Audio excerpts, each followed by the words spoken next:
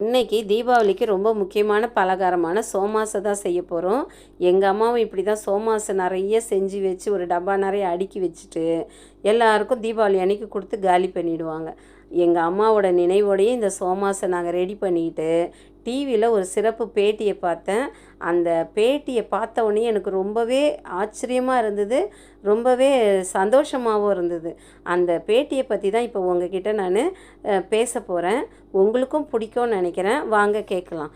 நம்ம ஊர்லேயே பிறந்து, நம்ம தமிழ்நாட்டில் பிறந்து, நமக்கு ரொம்பவே பரிச்சயமான ஊரான திருநள்ளாறில் இருக்கிற கவர்மெண்ட் ஸ்கூலில் படிச்சுட்டு, தஞ்சாவூர்லேயும் படிச்சுட்டு அப்படியே அமெரிக்கா போய் படிச்சிருக்கிறாரு. படிக்கும்போது கஷ்டப்பட்டு தான் படிச்சிருக்காரு. வேலைலாம் செஞ்சு கஷ்டப்பட்டு படிச்சுட்டு அவர் பெரிய பதவிக்கு போன பிறகு அமெரிக்காவிலேயே ஒரு பெரிய கம்பெனியை கட்டி 500 பேருக்கு வேலை கொடுத்துருக்குறாரு.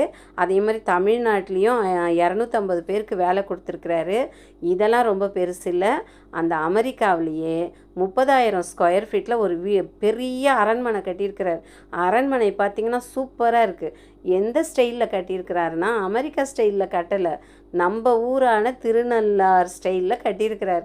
ஹாலில் பார்த்திங்கன்னா சூப்பரான ஒரு ஊஞ்சல் போட்டு வச்சுருக்கிறாரு. எல்லாமே மரத்தில் தான் செஞ்சு வச்சுருக்காரு. அவங்க டைனிங் ஹாலை பார்த்திங்கன்னா சூப்பராக இருந்தது. அந்த டைனிங் ஹாலில் அங்கே இருக்கிற ஸ்டேட் கவர்னர் வந்து சாப்பிட்ருக்காராம்.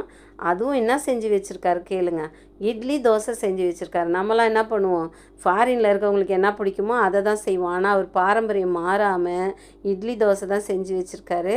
அவருக்கு 3 மகன்கள் இருக்கிறாங்க. அவரோட பேர் செல்வா. அவங்க வீட்டில் லைப்ரரி பெருசாக இருக்குது. அந்த லைப்ரரி எதுக்குன்னு கேட்டால் அவர் சொல்கிறார், நாங்கள் நிறையா படிப்போம். நமக்கு சொன்ன அட்வைஸ் என்னன்னா, நீங்களும் நிறையா படித்து உங்கள் நாலேஜை அதிகப்படுத்தி